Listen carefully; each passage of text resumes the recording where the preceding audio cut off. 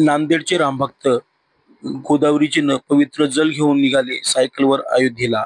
जिल्हाधिकारी राहुल कर्डिले यांनी दाखवली हिरवी झेंडी। नांदेडचे काही रामभक्त प्रभू श्री रामाच्या दर्शनासाठी अयोध्येला सायकलने निघाले आहेत। गोदावरीचं पवित्र जल घेऊन निघालेल्या या 3 सायकल स्वारांचा प्रवास सुमारे 1151 किलोमीटरचा असणार आहे।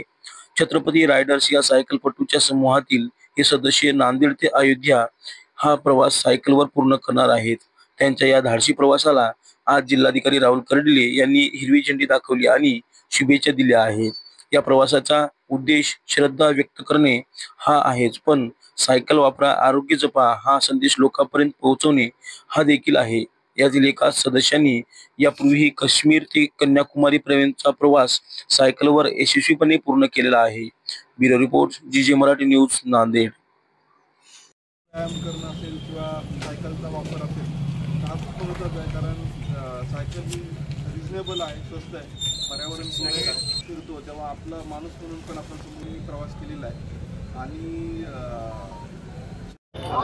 नांदेड येथील रहिवासी असून नांदेड येथील छत्रपती रायडर्सचा सदस्य आहेत।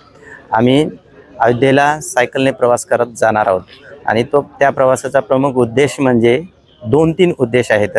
पहिला उद्देश हा आहे की आरोग्य चांगले राहण्यासाठी लोकांना संदेश द्यायचा, आणि दुसरा महत्त्वाचा उद्देश म्हणजे की नांदेडला पवित्र गोदावरी नदी आहे, महाराष्ट्राची गंगा आहे ती, आणि त्या पवित्र नदीचे तीर्थ घेऊन आम्ही प्रभू रामचंद्राच्या चरणी अर्पण करणार आहोत। अयोध्या या ठिकाणी जाणार आहोत आणि हा प्रवास पर डे 150+ किलोमीटर असेल आणि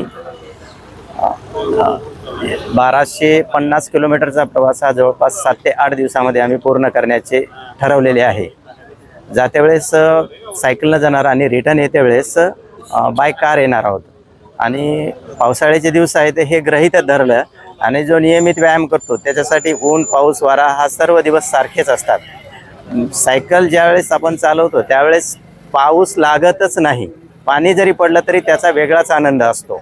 शरीर गरम झालेले असते आणि त्या पावसाची कसलीही तमा न बाळगता आम्ही सायकलचा प्रवास करणार आहोत।